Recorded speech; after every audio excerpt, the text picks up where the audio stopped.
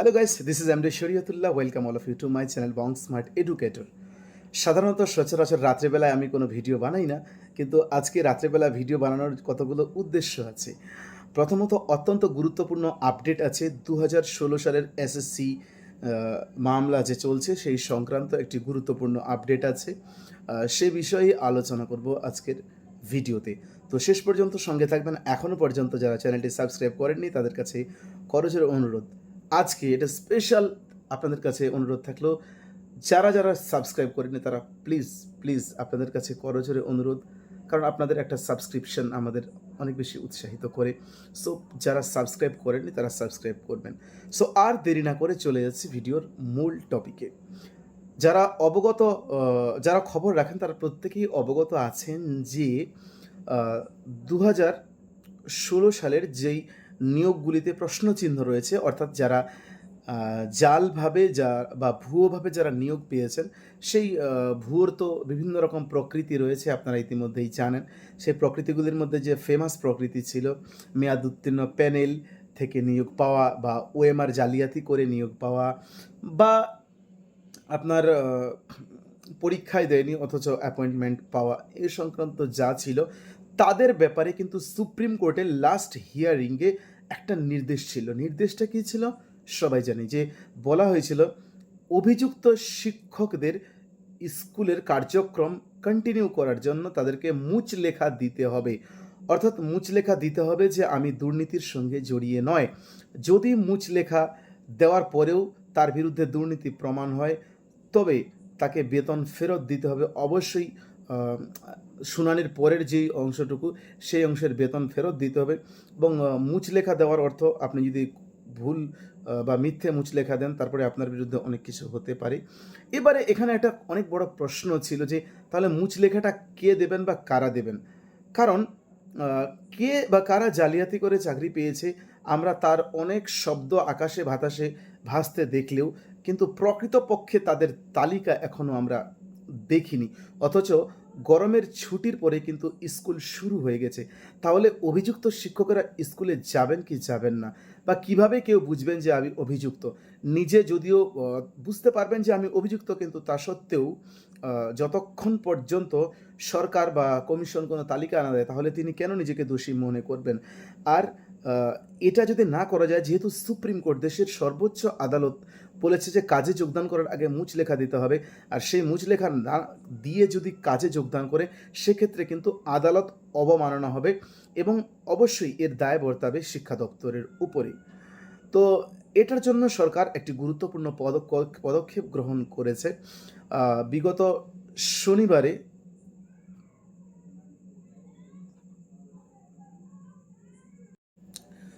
তো পদক্ষেপ কী ছিল?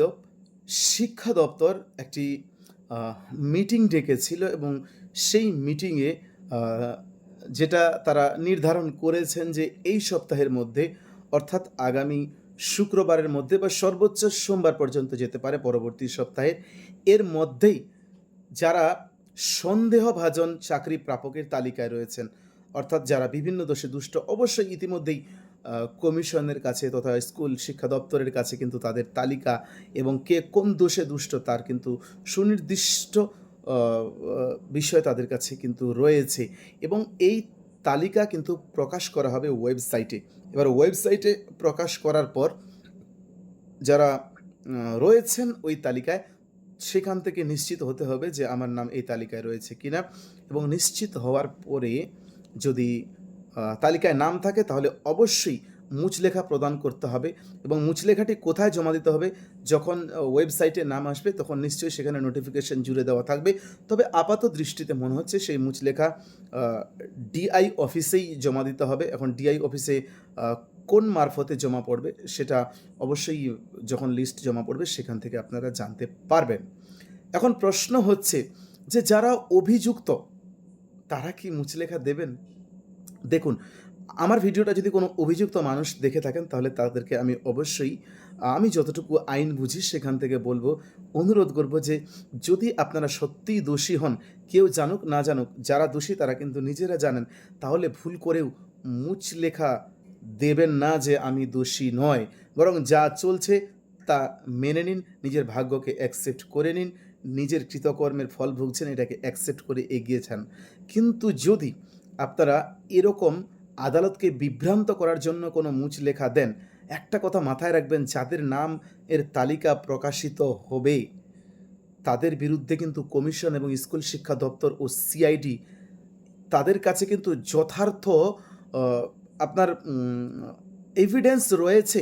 উইদাউট এভিডেন্স আপনাকে অভিযুক্ত দাগিয়ে দিয়ে কিন্তু কখনোই ওয়েবসাইটে আপনার নাম প্রকাশ করতে পারবে না। অন্যথায় তারা হচ্ছে আ মানহানির মামলায় কিন্তু ফেঁসে যাবে। সো আ পুনরায় যেটা কথা বলব যে এই তালিকায় যাদের নাম থাকবে, ভুল করে যদি কোনো অরিজিনাল চাকরি প্রাপকের নাম আসে তাহলে আলাদা কথা।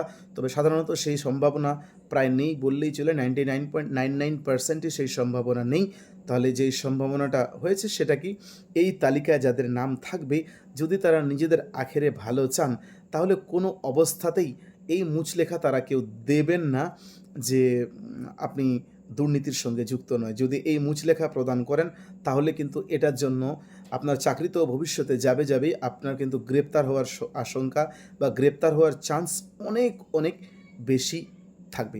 সো এই পুরো আলোচনাটা থেকে বা পুরো ডিসকাশন থেকে একটা জিনিস খুব স্পষ্ট হয়ে যাচ্ছে যে কেউ যদি মনে করে যারা দুর্নীতি করে চাকরি পেয়েছিল 2000 এসএসসির 16 যা ঘটনার ঘনঘটা ঘটেছে বিভিন্ন অংশে, তাদের ক্ষেত্রে কিছু হবে না এমনটা যদি কেউ মনে করে থাকে তাহলে তাদেরকে সেই মূর্খের স্বর্গরাজ্য থেকে বেরিয়ে আসতে হবে। তাদের বিরুদ্ধে কিন্তু কার্যক্রম শুরু হয়ে গেছে। আরও একটা কথা রিপিট করছি, আমার অন্যান্য ভিডিওতেও আমি বলেছিলাম।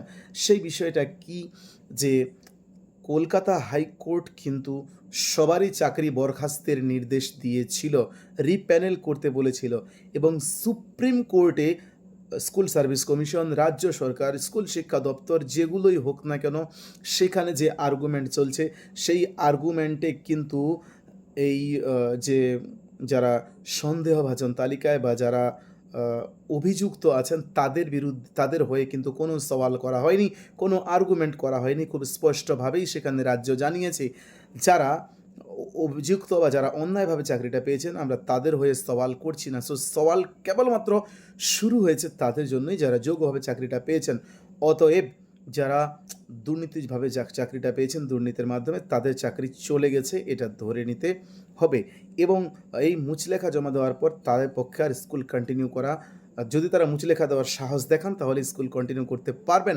আর যদি মুচলেখা দেওয়ার সাহস দেখাতে না পারেন তাহলে অবভিয়াসলি মনে করে নিতে হবে যেদিন এই তালিকা বেরোবে তারপরের দিন থেকেই তাদের কিন্তু স্কুলে যাওয়ার দিনকাল শেষ। অর্থাৎ তারা ফাইনালি স্বীকৃতভাবে চাকরিহারা, অভিযোগের দায়ে চাকরিহারা বা অভিযুক্ত হয়ে চাকরিহারা এই হিসেবে সিলমোহর পড়বে বা তাদের নামটা প্রতিষ্ঠা পাবে। সো আজকের আলোচনা এই পর্যন্তই। পরবর্তী আলোচনার জন্য টিউনড থাকুন, সাবস্ক্রাইব করবেন চ্যানেলটি অতি অবশ্যই। ভালো থাকবেন, শুভরাত্রি।